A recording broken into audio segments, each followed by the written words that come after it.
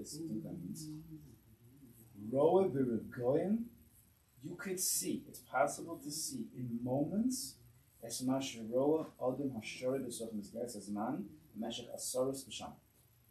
When you live l'malam hazman, you could see in moments what it takes a person living in time tens of years to see. This happens when a person is working on a real level of avoda, and he hits like that, like that level, like that epiphany level, like that.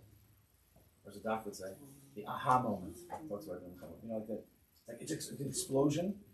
Like where'd that come from? You chop something in a deep way that it could have. That you take a regular person years and years and years.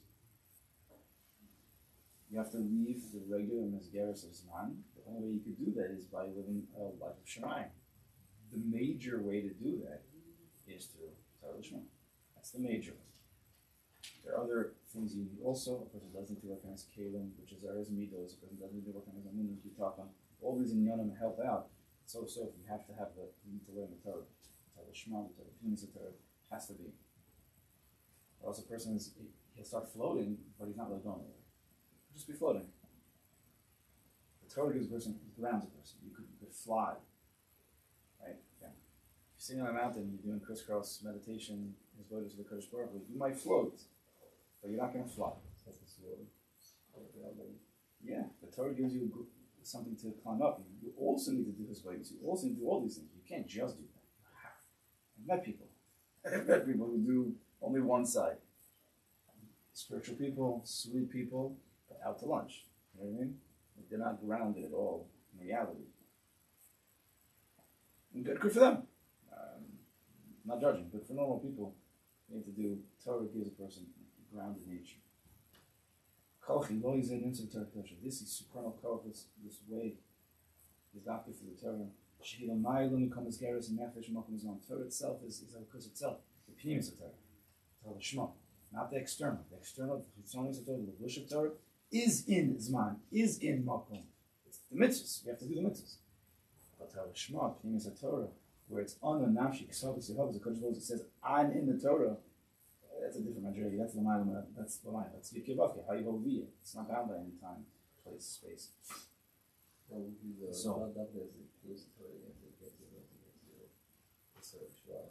no, but it's easier. That's what I'm saying. Because of the Aruch from the Eretz Yidro, the Torah is longer than the Eretz.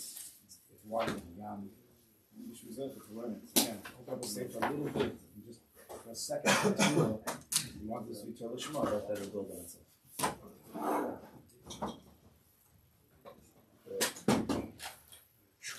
Shkoyach. I did what I said.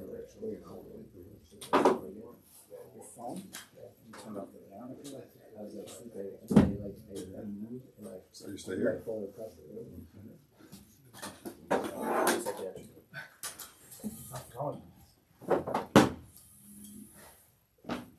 Oh, yeah.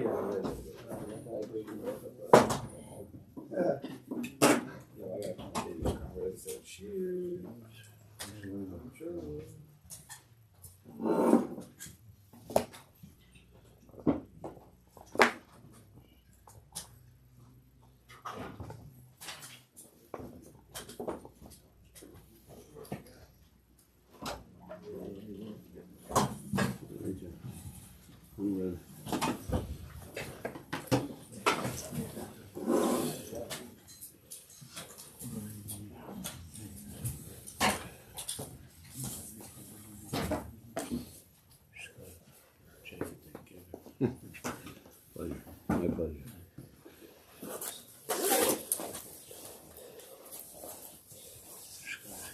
Okay.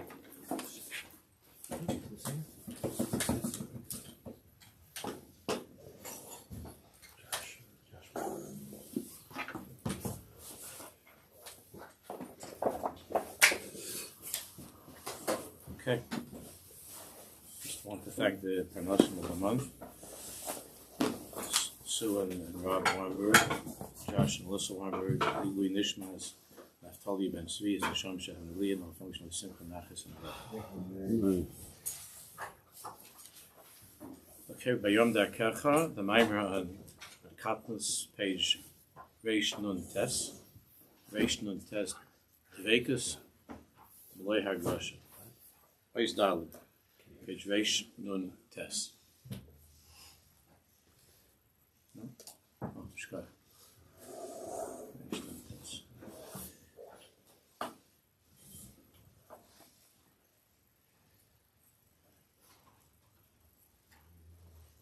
I feel Misha Kain Matzig Bakshonis Bavoda. Even a person who Baruch Hashem hasn't given up and continues Bakshonis with stubbornness to go to daven and to keep his storm and learning and Yetzirah Menasel L'Shachna'o. Nevertheless, the Yetzirah is not done with him.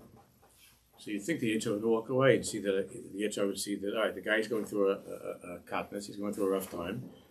Afa Pichein, nevertheless, he's keeping up with his schedule. He's doing. I'll leave the guy alone. He's done. I'm done. It's not working with him. But the Yetzirah, as you know, doesn't believe in Yeyush. The Yetzirah, learns look at them around. So Shlafachos. So the Yetzirah tries what? Shlafachos lo yinasel hidabek b'Hashem's baruch b'katnus. So the Yetzirah says the following, and it seems reasonable. The Yetzirah often seems reasonable, as we don't listen to him so much. So Yetzirah says that, one thing for sure you cannot possibly accomplish during this time of katnus, even though you're good, you're continuing on with your davening, with your learning, you're trying, but you certainly could not come to a place at all of dvekus. You can't experience any iskarvus, any kirvus elikim during this time. And the Yetzirah says that right now, it's not possible to have any feeling of dvekus. It's not possible. There's no dvekus now. At best, you're just surviving as a Jew. You're just biding time. Maybe some point in the future you'll do better.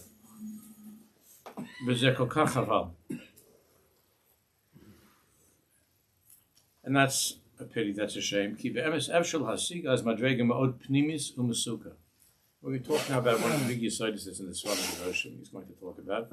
Because the truth is that Davka during a time of katnus, you're able to be masig a madrega that is very, very pnimi, a very deep madrega, and mesuka, and sweet. What is that? To be able to find dvekus b'Hashem, gam kishe'enu margish or, even at a time when you don't feel any light at all. In other words, what the Yetzirah always does is that it equates dvekus with hargasha. It equates dvekus with emotions. The only time that you truly are dovuk to HaKadosh Baruch Hu, says the Yetzirah, the only time you truly dovuk to Hashem is if you're on fire. It does that with marriages as well. The only time is v'dovak b'ishto, says in the pasuk v'dovak b'ishto. The only time that you are dovuk in your marriage, that there's a dvekus between husband and wife, is when you're flying. It's gewaldig. It's romantic, under the chuppah, v'chuli v'chuli. This is a very, very, very powerful selling point of the Yetzirah. That dvekus depends on feelings and emotions. Because one normally associates dvekus attachment with feelings of attachment.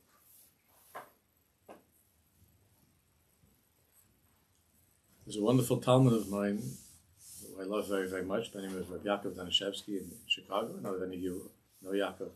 So he wrote a wonderful book. You know what the name of the book is? Attached. It's kedai to read it. It's very, very, very kedai to read. So this nakuda. A lot of it's about this nakuda. We associate attachment with flaring emotions. One of the yisodos in Chassidus is that dvekus is a metzius, and it's a metzius that does not depend upon your feeling dovuk.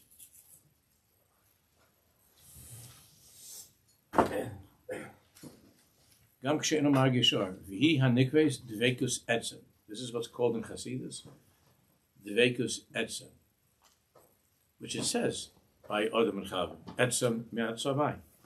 And the strongest marshal, of course, we have dvekus b'Hashem, is the relationship between a husband and a wife.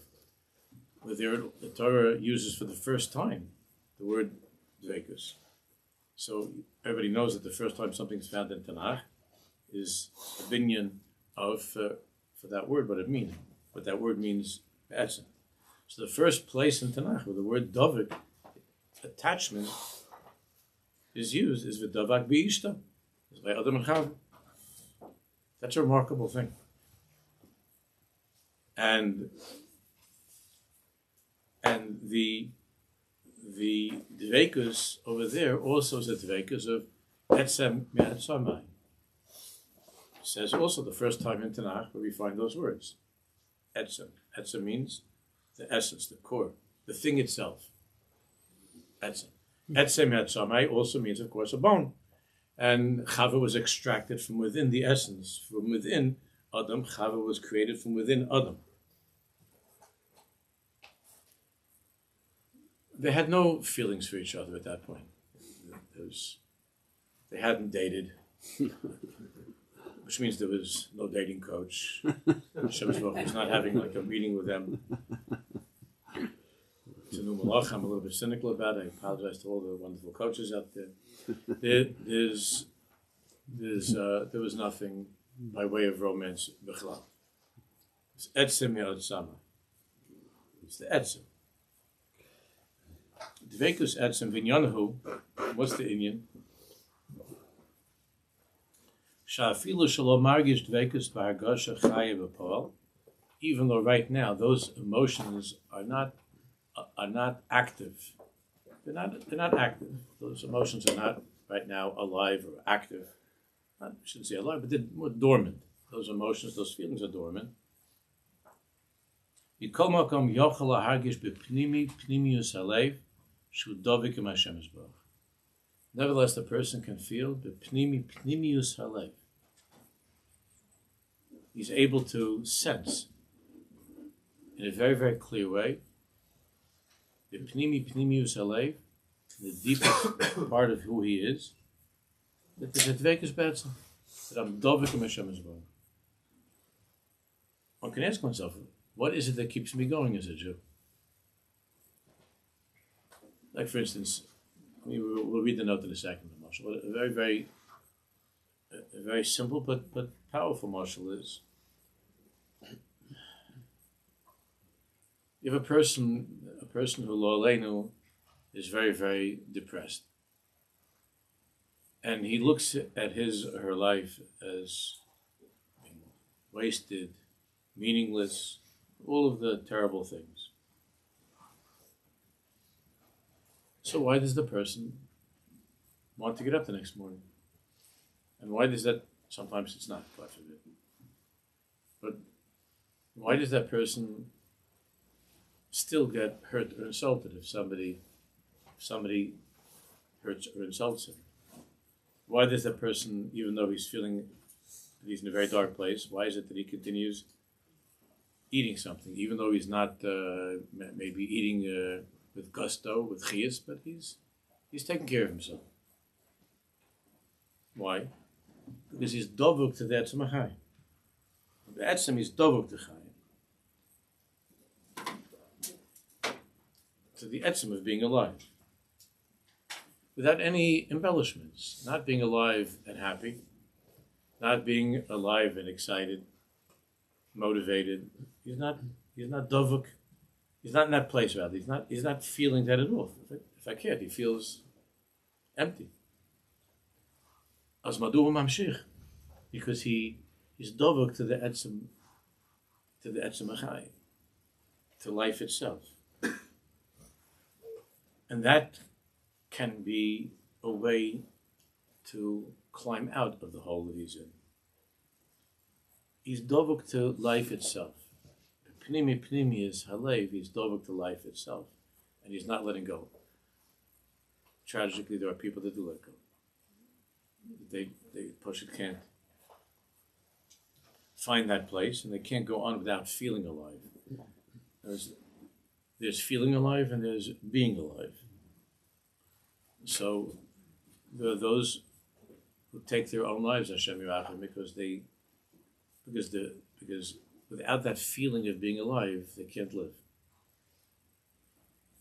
It's terrible. Even that, when you think about it, is really a darkecha b'etzem, because they can't live without feeling alive. Because that's my whole existence. That's a terrible, terrible tragedy. The healthier, recommended way of dealing with a blackness like that is to be dovuk to the etzem achayim. The same thing in marriage. That even though right now the emotions are not there, the feelings are not there, but there's a darkecha b'etzem of who we are, and with Hashem's help, the children that we have and the life that we have and so on. Without feeling, for the time being, without feeling anything at all. So in Taf Nun Aleph, the Mechaber generally shies away from using the mashal of a husband and wife and chas and kali. He's very, very religious. And he tries to get not upset people in Yerushalayim and Bnei Brak and so on. But this is what we were okay. So he uses the mashal, of course, because the truth is that in this Inyan, the mashal of a father and a son, of a parent and a child, of course, also works. Mashal is a ahavas of libno, where Adam and Chava were etzem yatzamai. There it was Adam, and then from Adam was Adam and Chava. But we don't have that now. Now, the husband and wife met as two separate people. It's after the Nasir, it's after the cutting in half. So you meet your wife as a separate person. But when it comes to a parent and a child, there still is that mitzias of etzem yatzamai. It doesn't say that in the Torah, the Lashon is by Adam Achava. But the child is born from the parents. Of course, he comes from the mother, but the child is formed from the father and mother, and the child is the product of that, which is a simple pshat, like Rashi says. Is the child. That dveikus of the husband and wife of Adam and Chava is mizgala b'poal with the kid. That's Rashi saying. That's v'hayil b'aserecha.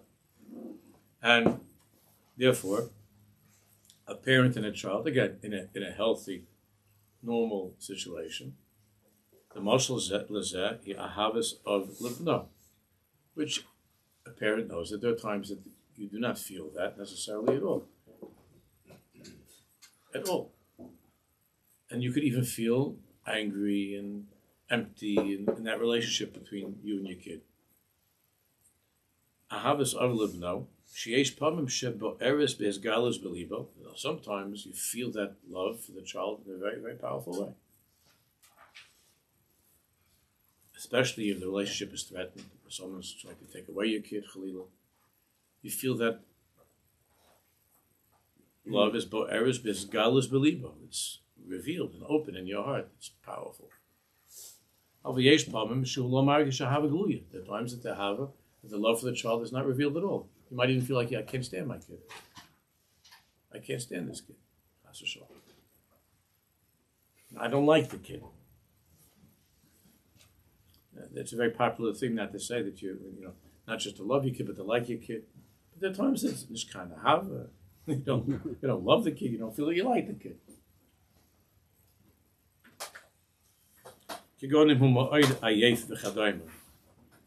Most of the Mechab is a very gentle person, so he puts it in such a nice way. Like, for instance, you're tired, so you don't feel such talking about it.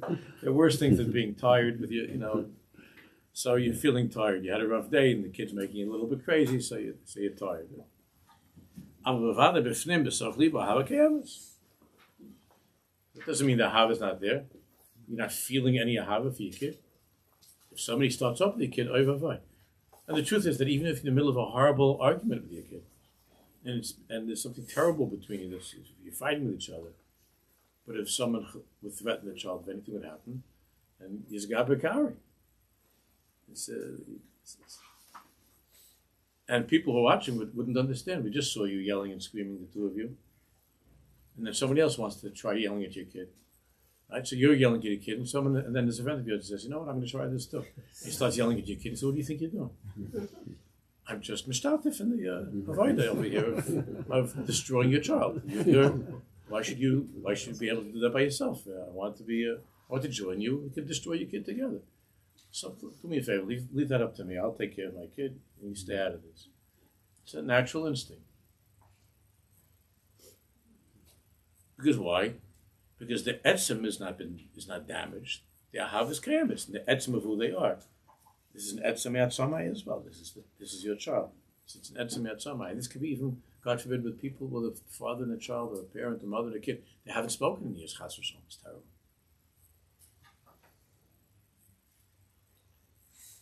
So therefore, the ahava is be'etzem its kayamis. The HR will tell you that the HR can come and tell you that it's not. That it's not. It's gone. It's done. And therefore, you don't have to try to repair this situation because it's beyond repair, which is a lie. It's absurd. Because an ahava be'etzem is never ever beyond repair. Never. And there are a lot of kashas people who ask about, what about this story, and what about the kid that did this to his father? What, it was worse than David and Avshalom. And Avshalom, I mean, that was pretty bad. I can remind you about a son that creates a whole uprising against his father to kill his father, and when Avshalom was killed, Avshalom b'ni Avshalom 7 times. We don't have anything like that in Tanakh anywhere. Avshalom b'ni 7 times to take him out of the 7 Meduras of Gehenna, to pull Avshalom by his hair out of that place. That Avshalom was in a worse situation with his father than some kid that decided he doesn't want to go to college or something. It was a bad place. It's not a bad thing. It's something that reaches a place that's deeper than the emotions, the hergeshim, that are gluyim, that are revealed to you. So back on top. Keep the emes. Ha'adam dovuk im Hashem Yisbarach b'chol zman. The Metzias of a Jew and a Kadosh Baruch Hu, and only a Jew and a Kadosh Baruch Hu, that Metzias is uvo sidbak. Is a Metzias of dveikus. Kel Hashem Yisbarach mahavo so kol hazman. Because Hashem Yisbarach is mahavo so. Now, meaning is giving you existence every moment. You could say he's giving existence. He's giving existence to the ant and to the flower. He's giving existence. And the truth of the matter is there is a level of dveikus we know that exists in Hashem. There is that dveikus, and that level of dveikus is between Hashem and everything that exists, whether it's a rock or it's a flower or it's somebody that's not Jewish. There is a certain Lochal Haaretz Kavodo, and there's a dveikus that Hashem has with what He created, which doesn't mean that He's happy with this particular person at that point in time, but there is a dveikus with all of creation. But there's a difference between Nishmas Yisrael and the rock. Just a funny thing recently that my grandson's bar mitzvah.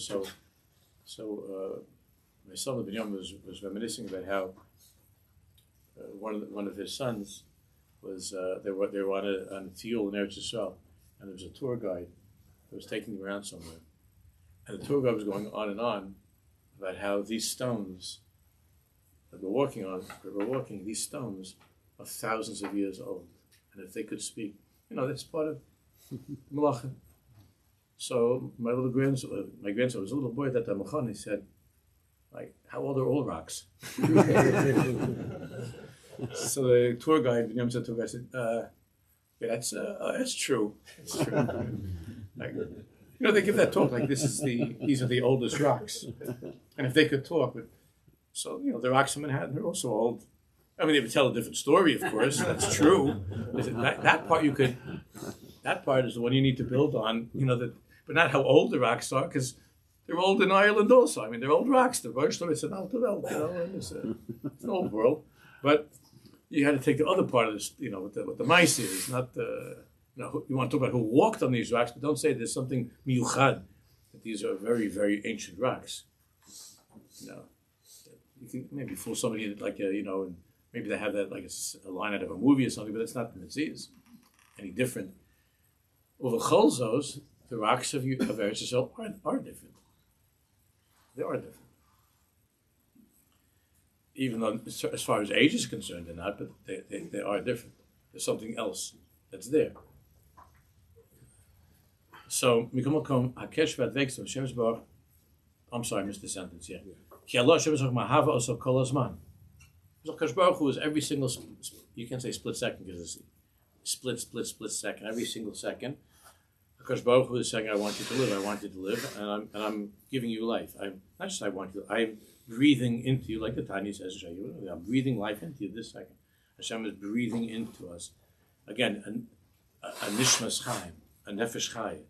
It's a different relationship to the rock and to an animal and so on. But Hashem is breathing into us the neshama this second, into each one of us.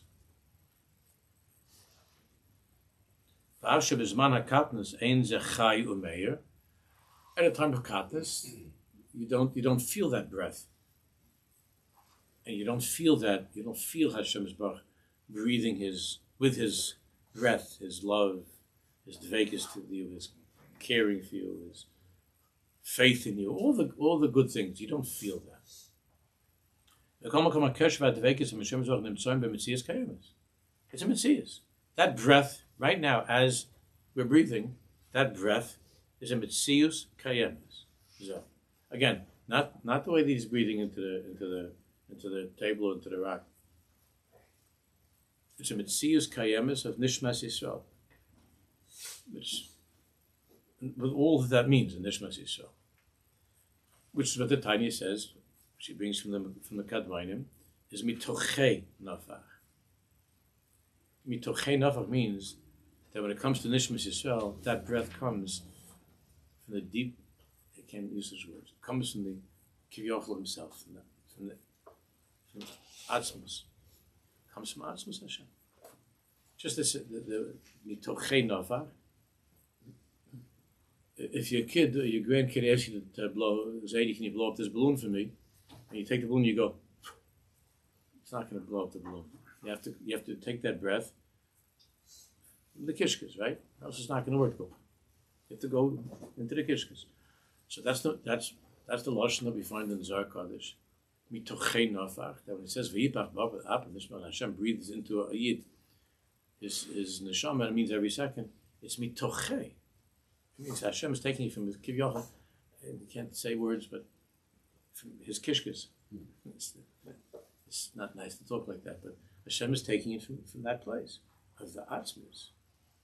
When it comes to other things in the world, Hashem goes. When it comes to it, it's like Hashem breathes into a yid. Mitochei nafach. Mamish. And that's this second. Hashem is doing that with me and you. This second. Yeah, but there's so many reasons why he wouldn't do that. There's no problems I have. It's not, and I don't feel any of that. But say all of that's chitzonius. All of those diburim are chitzonian. But the truth of the matter is that it's a mitzvah kayemis. Mitzvah, next page. Mitzvah les b'nei bezeh. The person has to stop and think about that. It requires his abundance. You have to think about it.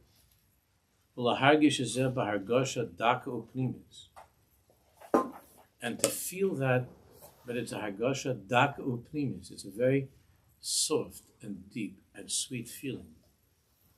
It's not the same as when you're on fire with something. This is different. It's despite all of the emptiness or turbulence or darkness on the outside, I could take that second, and this is really what Jewish meditation is about. I could take that second and I can climb into that place with that Mitzias Kayamis, with that reality of Vayipach Bapa, Nishmas Chai, to go into that place.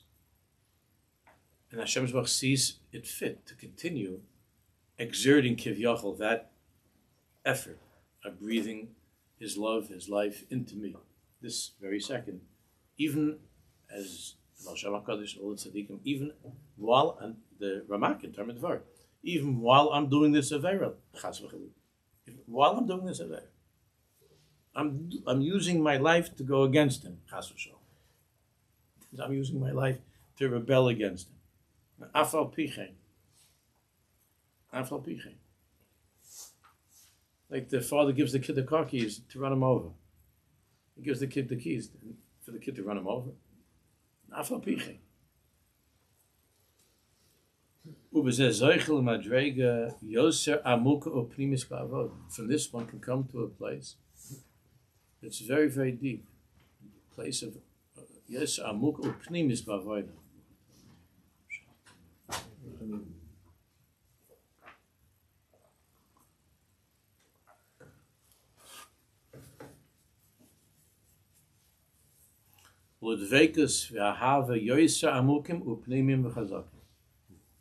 To even stronger feelings of dvekus and ahava. Because after hearing a whole drasha from the Yetzer Hara, that at best at this time, at best you could try to be like on like hold and krechts through some mitzvahs. No, that's not true. Davke at a time where the surface is sort of blank, you can descend into the depths. Like Rav Hutner, the Shiva Zechet Tzaddik wrote about this by Yom Kippur, in the Mamarim of Yom Kippur, that you have the Sir Hashem and the Sir Azazel, right? It's a very strange Avodah, it's Ramban, all the Mepharshim. What is that? The two goats. So the din in the Mishnah is that they have to be identical in every way. They have to be identical, the two animals. The one that goes to Hashem, the one that goes to Azazel, they have to be identical. It's also very odd. Everything about this is very, very strange. And the Rosh Hashiva talks about this, and he says that when you have two mitzias that are identical, on the surface they're identical, in order to distinguish between them, you have no choice but to dive deep, which you don't normally have to do. When you have one mitzias, you can look at that mitzias and you just judge it on face value. But when you have two that are looking at you and they're identical, then b'teva, you have to in order to distinguish between them, you have to go someplace deeper than the mara, than the face, than the look. You have to go someplace deeper in order to be mavchin between these twins, this Reuven and Shimon. You have to go to a deeper place. One of the most hurtful things that could happen to a kid in school is when the teacher compares that kid to his brother, right? It's like, I can't imagine any teachers would still do that, but they have a way of surprising us. So that's the worst thing. Oh, your brother was such a lamdan. What happened to you? Yeah. This is how they used to talk. I heard these Dibur when I was younger. We had in the class. They would say things just like that. So, because that person feels compelled to make these darkecha havchanas, they're not so darkisdik, but to make these havchanas between Reuven and Shimon. Why? Because they're brothers, so brothers should be identical. Well, no. But in a very shallow and superficial mind, if your brother got 90s on the Bechina, you should be getting 90s as well. There are parents that treat their children that way too. But that's not true. Other Rabbi, when you have twins, so each one is calling out to look at me in a deeper way. not just with twins. It's a very easy marshal. But the Indian of the Sil Hashem and Sil Azazel is that you could have Yaakov and Esav that they might look the same, because Esav, the Kotzka was his yard site yesterday. The Kotzka said, "What do you think?" Esav walked around like in the cartoons that they put out in the Frum coloring books. They have Esav with tattoos and a beer can, and they have Yaakov like a yeshiva bacher, right? The Kotzka said that's not true. He said that Esav wore Starmel and white socks, whatever the equivalent of a Starmel and white socks was back then. Esav went around with a chain of wooden days, white socks. You don't think of Esav like that. You think of him like a bulvan, like some guy you were running away from on the street. He said Esav went with a hydrospondent, beard days. He wore, maybe he wore fur by his back, It looked very nice. That's the Sil Hashem and the Sil Azazel. And it says that the last Navi Malachi says this. The Navi Malachi says that hello, Ach Esav Yaakov, Esav and Yaakov are brothers. Es Yaakov Ahavti, es Esav Sanesi. Let's enjoy the words. Hello, Ach Esav Yaakov. There's like the Navi's parting message before the long Gullus. Yaakov and Esav could look identical. This Jew could look the same as this Jew could look the same as a guy. When you look at them, look the same. There was a clip that was sent to me by a lot of people yesterday. Of course, I thanked each one that I hadn't seen it, but I appreciated that they sent it to me. But there was a clip of a girl talking about her father. They're not religious, but one of the hostages that came out, not recent, came out before, wasn't religious, wasn't from. You'd see him chiloni lagamri, and she was asking her father. It was the first. Came right to Friday night, Erev Shabbos, and she asked her father, "Could I make you like what I want to? What special food? I can make you a delicious food." It's the first after all the time. It's this first Friday again, not from, but Leil Shabbat to make something a special challah. She said. Remember what did he say? You heard it? Yeah, you saw this clip yesterday? No. I want two things. He said, kippah v'kiddush. A yarmulke and a cup for kiddush. So the guy who came out last Sunday put on his phone. He came out last week. The guy who came out last Shabbos on Sunday put on his phone. Put on his phone. So you have a person that looks like Esav. You look at the guy, looks like Esav. Looks the same as the Sil Hashem and the Sil Azazel. It looks the same. Yeah, it looks like Esav. But what can I make for you? Two things: kippah, kiddush. I keep on playing over there. It's an amazing thing. Then you know what you do? It's the highest moment of the year. It's Yom Kippur. You take Esav and you throw him off the mountain.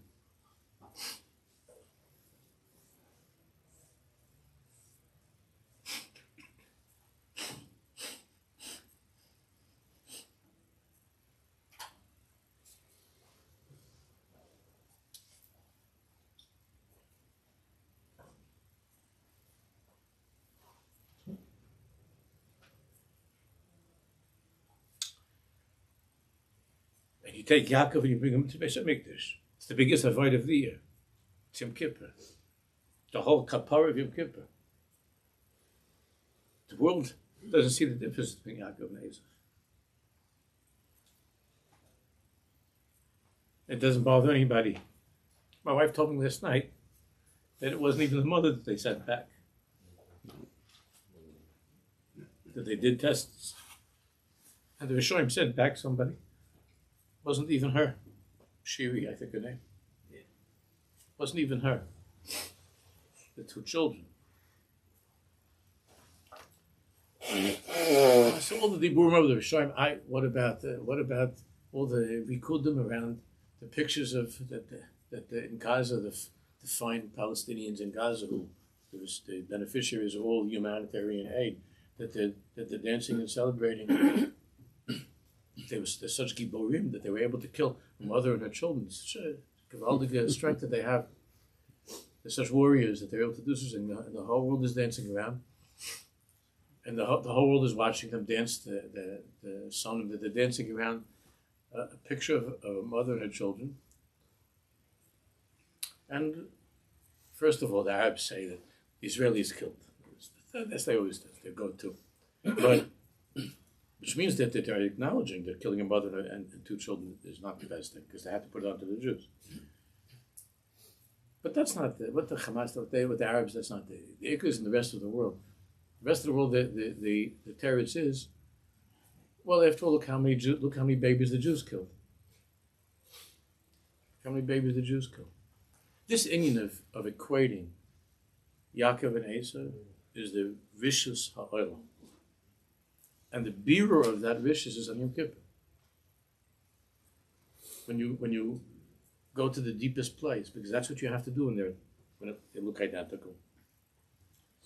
When you cut through to the essence and the core of the guy, I'm sorry to talk this way, when you cut through to the essence, to the core, Umashahu, and I won't take it any further. And when you cut through the essence of this Jew, it's a kippah and kiddush. You understand? A yarmulke and kiddush.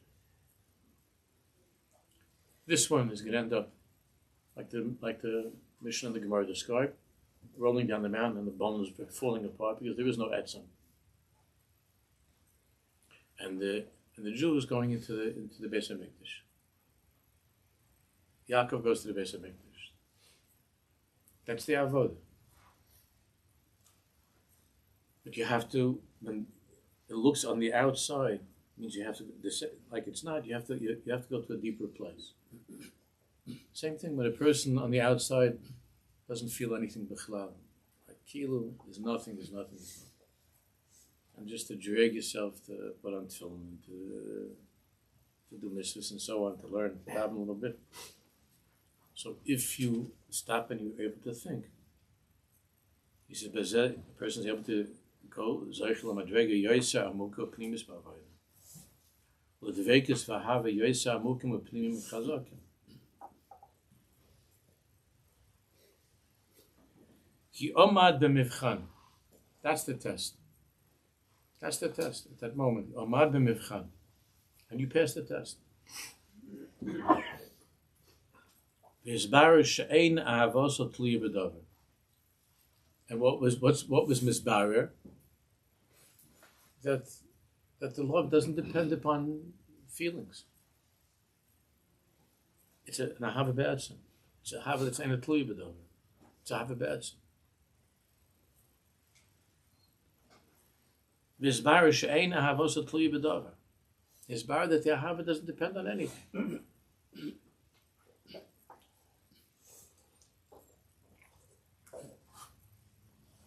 Elias kashus u'devekus be'etzem. Is kashus and devekus be'etzem. Shezek kesher she'enu toli b'klum.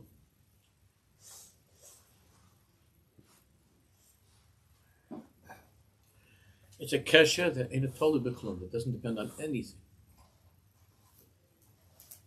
Elish yodeo margish b'pnimiyuso. The person knows. And b'pnimiyuso, again, you have to go to that place. He knows and he feels deep within him.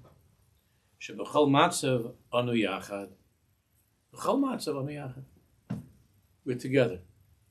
No matter what the matzav is, we're together. No matter what this matzav is that I'm in, anu yachad. We are together. That's the Metzias Kayamis. Anu yachad. Because the kesher doesn't depend upon feelings. It's nice, and every now and then they're there, but it doesn't depend upon that. That's not what defines the relationship. The relationship is defined by something much deeper, and the fact that you're not feeling anything now can push you to that place that's much deeper, to recognize the Yaakov inside. To make that have chaned and that viewer between the outside and the inside. Because when things are going very, very well on the outside, you don't have to visit that place. It's just things are going. But when they're not going, then and you care and it hurts you, then you can visit that place that you normally don't go to inside of yourself. That place, that's the place of Etzem HaMetzius.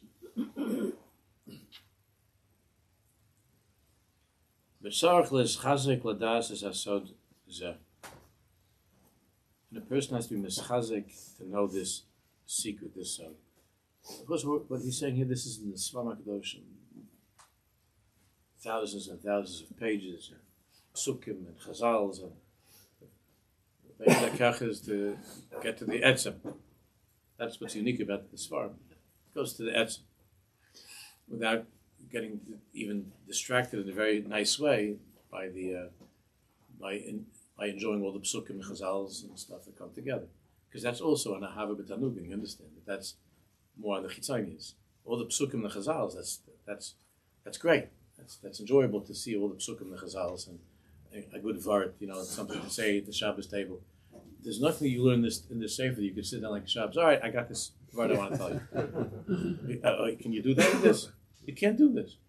So it's a little bit of a funny feeling. So everywhere in the world there are people that are learning this sefer. It's amazing what's going on. Because everybody I talk to, I was just talking to somebody the other day, and he was telling me that they have a whole chabur in Israel. There's the guys, and then there's from over here, not from out of town. He was telling me also. Jacksonville. So what? Chabur in Jacksonville. It wasn't from Jacksonville, but from someplace else. I don't remember. Anyway, they tell me they have a whole Byam darkecha thing, and so it's a little bit frustrating because like you tell your wife, "Wow, it's too wild to get saved," so she'll say like, "Let me tell me something." No, this is the most amazing thing I ever learned. It's an amazing sefer. Can you share something? Mm-hmm. So it says in the parasha, you just go back to you go back to your parasha page. Because it's mamish what he's talking about. And knows what the Tzaddik or Pinchas is telling us now is the nature of this sefer. The sefer is a sefer that's coming from and talking to the place that's the etzem of a Jew. It's a very remarkable thing. I'd say it's beyond remarkable. I think I see this as something which is historic. Because we're going to sit there tonight, so my friends at Brooklyn just sent me the Degel Machen Ephraim, Ois V'Hada put out a Degel Machen Ephraim, on Shmois. Just hot off the press. Big Lizen sent me yesterday with one of the Chevra. Degel Machen Ephraim came out with Ois V'Hada. So that's going to be tonight, Mr. Hashem. Hope I'll have the koiches and the time tonight to learn Degel Machen Ephraim. And then you learn the Degel, and he's going to take you to the most beautiful places, like islands and mountains, and all the chazals that will come together, and all the psukim that will come together. It's magnificent. But all of that is not what the Degel really wanted out of you with the limud, the scenery. That's the scenery, the chazals and the psukim. But the tzaddikim wanted is that we should get to this place, the etzem, to the place of the. So now, when there's no scenery at all, or if you're a person, God forbid, that's sitting in some tunnel for almost 2 years, right? God forbid. There's no scenery. So you either can come to that place of etzem outside or not. If you come to that place of the etzem, it can turn out to be, if you make it through, if you survive, it could turn out to be the most meaningful, defining time of your life. After the difficult times, when the scenery was horrible, could be the most defining times of your life. As opposed to when you're enjoying some beautiful scenery. So,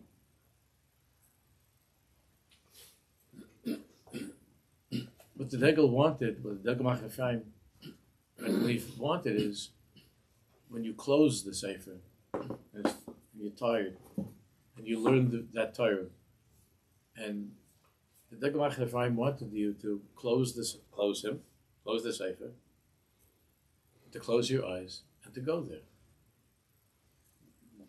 It was not to the how the pasuk worked out, or the remez, or the gematria, or all the scenery. That's all beautiful scenery. The devil will be very disappointed in us if we stopped at the scenery. He was only trying to guide us to a place of his bonus, to a much deeper place of the etzem of what he was talking about. That's the tour guide of Kedusha, of the Baal Shem Tov's grandson. That's where the tzaddikim want to take us, to a place of ayin. To a place of ayin. See, that's the difference. If you only learn Nigla, if you're only learning Gemara Rashi Tosfos, so that oftentimes could take you to a place of tremendous yeshus, of even of haughtiness, a feeling of how much I know. When you learn the darkecha Ephraim, it takes you to a place of ayin, nothing. That's the whole tachlis. There's nothing. Nothing meaning on the surface. Nothing. Not a place of how smart I am. I slug my chavus up. Not that that's the right way to learn chas v'shalom. That's often happens. Because one can come through learning Igla to, of course, a very, very high place. But the whole inyan of learning Pnimius is to take you to that place that's Pnimi. And that place of Pnimius, the destination is called Ayin, not Siyam Hashas. And my family being so proud of me and being called up to the days or something. It's all nice stuff. I'm not criticizing. It's all nice. But the inyan of learning the darkecha Ephraim is between you and Hakadosh Baruch Hu, and nobody on earth will ever hear or know about what that is. That ayin. That's something else. Mashu acher legamri. Mashu acher legamri. That's the inyan of learning the Zohar Kodesh, learning the Svam HaKadosh. You have to come to that place of ayin. Not the scenery, not the svaros, not the shaklatari, the fighting and the arguing and all of that's kavaldik. That's when you're learning nigla. That's kavaldik. But it's all to build up your svar, and oftentimes it's to build up yourself. When it comes to learning Pnimius Torah, it's all about taking yourself apart and going back to a place of ayin, of that place of that's higher than any of that. Shagam sheni margish mekom makom be'emes yesh li dvekas amuk pnimis Hashem zevach iti oyeseh davar b'diyu. Hashem is with me because the dvekas b'etzem, and it's a mitzvah of dvekas. And Davka, now you can come to that. The Adrabah, just the opposite. Achshav misbara shani dovek ito gam bli oris v'agoshes. Adrabah, I'm able to now understand and to realize that I'm dovek to Hashem without, even though I'm not feeling anything in particular at all. It's a dvekas b'etzem. Bli oris v'agoshes, without any lights, without any feelings. Ela be'etzem atzmeyusi ani echad imo. Be'etzem atzmeyusi ani echad imo. You don't have to have right now some deep conversation with your wife. You could just be sitting in the same room and enjoying each other's presence. And just the mitzvah. You could be reading a book. You could be busy with something. And to look and to see that person that you love across the room. And the dvekas b'etzem doesn't have to be, what's the matter with us? We're not having this deep conversation. Like these chasadim and kalas that they're worried because the phone conversation that night was less than 14 hours. Maybe we're not meant for each other. The dvekas is when you don't have to talk to each other at all that night. You don't have to talk to each other at all. Just to be the essence. That's the highest, much higher level of dvekas. Okay.